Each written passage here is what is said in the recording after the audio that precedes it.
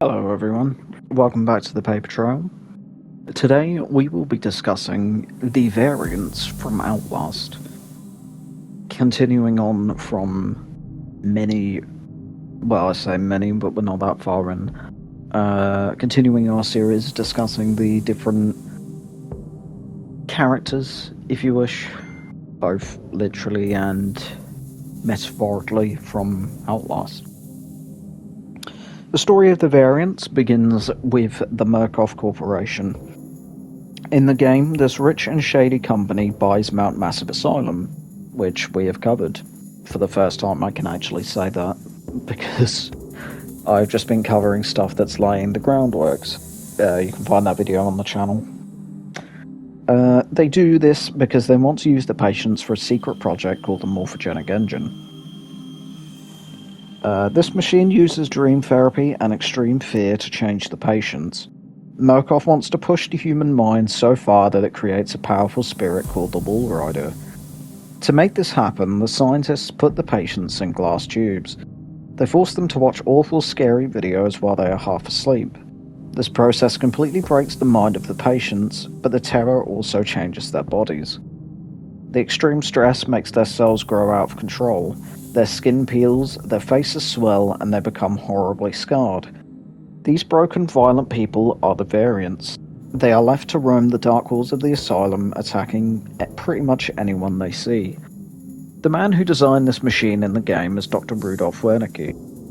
In the story, Wernicke is a scientist from Nazi Germany. He will get his own video, don't worry.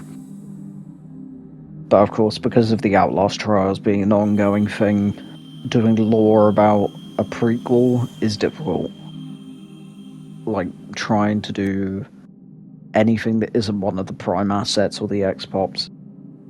A bit of a kerfuffle, but I'll see if I can figure it out somehow. This part of the game... Sorry, bear with me. After World War II, he was secretly brought to the United States to continue his dark work for Murkoff. This part of the game is not made up, and it is based directly on a real historical event called Operation Paperclip. According to records released by the United States military, the government really did bring more than 1,000 German scientists to America after the World War ended in 1945. The United States wanted their knowledge of rockets and medicine to help win the Cold War against the Soviet Union. Just like in the game of Wernicke, the real government often ignored the terrible crimes these scientists often These scientists had committed in the past. They cared more about the results of the science than the people who were hurt to get it, which is pretty much Murkoff's MO. The actual experiments done on the variants are also pulled straight from real history. Murkoff targets patients who have no families and no one to check on them. The company uses drugs, sleep therapy, and fear to wipe away who the patients used to be. This is heavily inspired by a real CIA program called Project MK Ultra, and a little bit of the Outlast trials. Starting in the early 1950s, the CIA wanted to find ways to control human minds and force spies to tell the truth. According to declassified government documents from the 1970s, the CIA ran secret tests on normal citizens. They used heavy doses of drugs like LSD, sleep loss, and extreme shock therapy on people who did not know what was really happening to them. Many of these real-world victims were patients in mental hospitals, prisoners, or drug addicts. They were chosen because they were easy to hide and could not fight back. This is the exact same reason Murkoff chose the patients at Mount Massive. Sorry about that, a blanket just fell off where the cats sleep. That sort of shocked me for a second though. I'll sort that out after. When you play Outlast, the variants are terrifying. Big enemies like Chris Walker, who we have also discussed, chase you in the dark without mercy. But when you look past the horror, you see a very sad story. The variants are victims.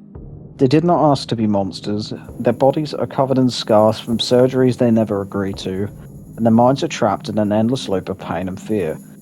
The true horror of the game is not that the variants want to hurt you.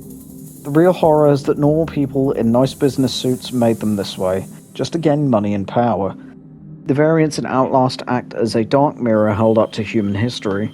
By blending the fiction of the game with real events like Operation Paperclip and MK Ultra, the story reminds us of a scary truth. Sometimes the most evil things in the world are the things humans are willing to do to each other in the dark.